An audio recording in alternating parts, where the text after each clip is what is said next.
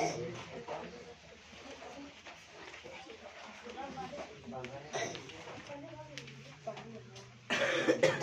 Dear students, आज हम लोग देखेंगे पास्ट परफेक्ट टेंस। क्या देखेंगे बच्चों? Past perfect. जैसे कि हमने यहाँ पर बोर्ड पे लिखा हुआ है पास्ट परफेक्ट टेंस। बोलिए पास्ट परफेक्ट टेंस।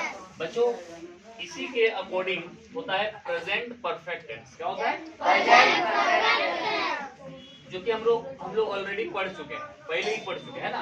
हम लोग पढ़ चुके हैं कि प्रेजेंट परफेक्ट टेंस जब वाक्य की क्रिया के अंत में चुका है, चुकी है, चुके हैं, या है, ई है, ये है, ये सब रहता है, तो उसको हम लोग प्रेजेंट परफेक्ट टेंस कहते हैं। जैसे कि मैं भोजन खा चुका हूँ, आप लोग गृह कार्य पूरा कर चुके हैं, मैं आपको अंग्रेजी पढ़ा चुका हूँ, है ना, वह सो चुका है, वह सो गया है, वह वे लोग खा लिए हैं। इस तरह का जो वाक्य रहता है वो प्रेजेंट परफेक्ट टेंस में रहता है। और इसका जो इंग्लिश ट्रांसलेशन होता है वो मैं पहले आपको बता चुका हूँ कि अफर्मेटिव सेंटेंस जो रहता है वो सब्जेक्ट प्लस हैज या have plus verb 3 plus object रहता है। और इसमें जैसे मैं भोजन खा चुका हूँ तो इसका होता है आई हैव ईटन फूड। क्या होता है? यस। और इसमें बच्चों ध्यान देने वाली बात, एक चीज मैंने आपको बताया था कि हैव या हैज जो है, हैव या हैज में हैज जो है वो ही, शी, इट या नेम, सिंगुलर नेम के साथ हैज का प्रयोग होता है, बाकी सबके साथ हैव का प्रयोग होता है। ये मैं आपको पहले ही पढ़ा चुका हूँ, ठीक है। बस आपको मैं इसलिए इधर लिखा हूँ ताकि आप ये मैच कर सके, मिला सके कि इसमें और इसमें कितना अंतर है। प्रेजेंट परफेक्ट टेंस में और पास्ट परफेक्ट टेंस में बहुत ज्यादा अंतर नहीं है। कहाँ का अंतर है मैं बता देता हूँ। देखिए, इसमें जो हिंदी वाक्य है ना उसके क्रिया के अंत में चुका था रहता है। यहाँ पे क्या है? चुका है। यहाँ पर था कि मैं खा चुका हूँ, यहाँ पे रहेगा कि मैं खा चुका था, है ना। गवारी में कैसे बोलेंगे दोनों को? इसको गवारी में बोलेंगे मैं भोजन खा चुका हूँ, तो हमें खनमा खाए ले लिए, हमें खनमा खाए ले लिए है, खाए ले लिए है। और मैं भोजन खा चुका था तो हमें खनमा खाए ले लिए हल, ललिए हल, खाए ले लिए हम पहले एकदम पूरी मीठा सब्जी खाए ले लिए ले, है ना। एकरा में हम अभी पूरी मीठा सब्जी खाए ले लियो है।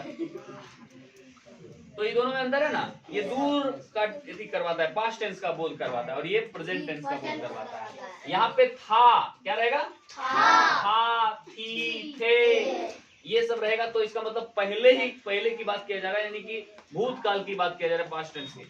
यहाँ पर है, यहाँ पर क्या है? तो प्रेजेंट टेंस की बात किया जा रहा है। यही अंतर है बच्चों, समझ में आया? अब इंग्लिश ट्रांसलेशन में क्या अंतर है? हेलो, देखिए यहाँ पे सब्जेक्ट, यहाँ भी सब्जेक्ट, यहाँ भी सब्जेक्ट। यहाँ हैज या हैव लगता था, यहाँ केवल हैड लगेगा। क्या लगेगा? चाहे वो ही, शी, इट, नेम रहे या आई रहे, वी रहे, दे रहे, यू रहे, कुछ भी सब्जेक्ट में कुछ भी रहे, यहाँ पे हमेशा क्या लगेगा? बहुत आसान है, इससे भी आसान है।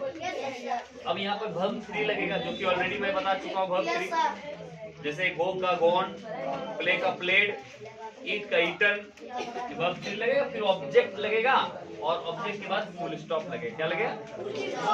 क्योंकि ये अफर्मेटिव सेंटेंस है, सकारात्मक वाक्य है, इसीलिए फुल स्टॉप लगेगा।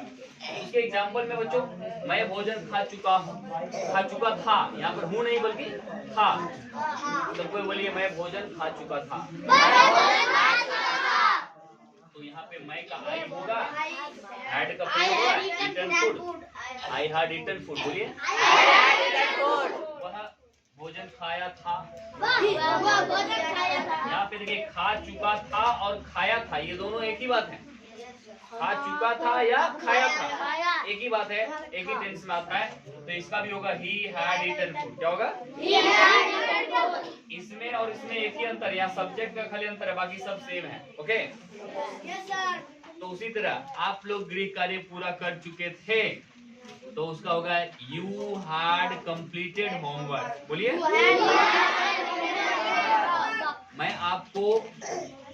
मैं आपको अंग्रेजी पढ़ा चुका था।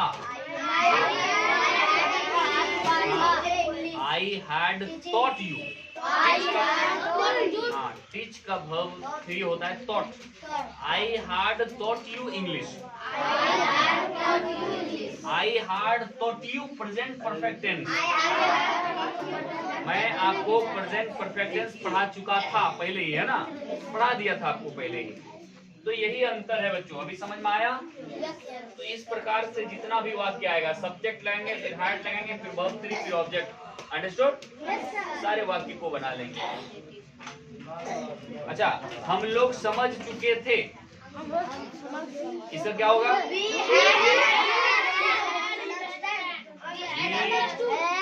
We had understood।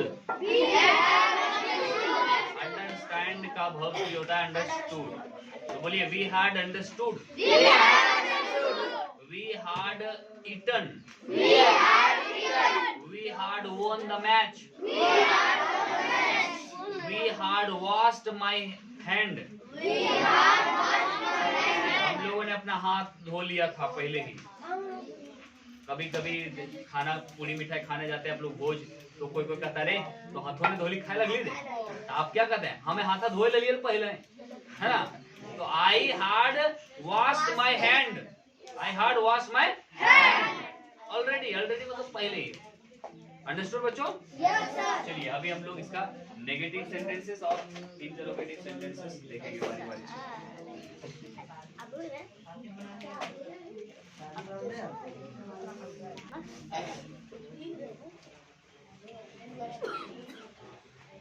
ये स्टूडेंट्स जो एग्जांपल्स लिए हुए हैं, जैसे वह भोजन पका चुकी थी, तो वह यहाँ पर चुकी थी, तो इसका मतलब स्त्रीलिंग है, यानी शी होगा। क्या होगा? और शी, उसके बाद हैड लगेगा, और पकाना का कुक होता है। क्या होता है बच्चों? और उसका ईडी लगाएंगे, कुक्ड। क्या हो जाएगा? अब फूड, भोजन का फूड। तुम सो चुके थे, यू हैड स्लेप्ट। स्लीप का स्लेप्ट। यू हैड, उसके बाद वे लोग मैच जीत चुके थे, तो दे हैड वन।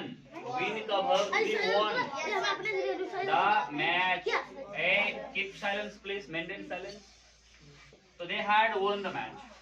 राम जंगल गया था, तो Ram had gone to forest.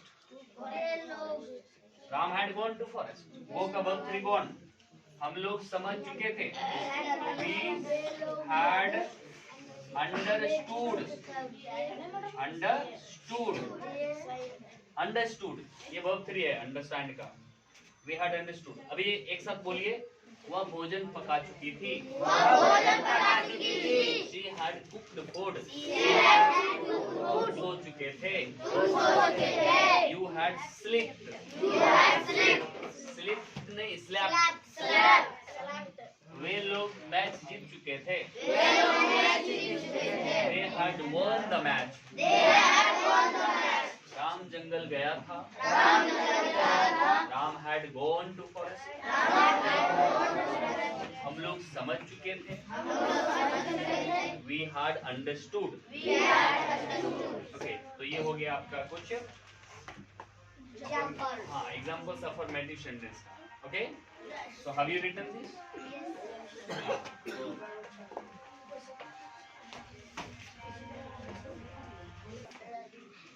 तो अभी हम लोग ये जो पास्ट परफेक्ट टेंस है उसका नेगेटिव सेंटेंसेस, इंटरोगेटिव सेंटेंसेस और इसी WH फैमिली क्वेश्चन वर्ड्स देखेंगे।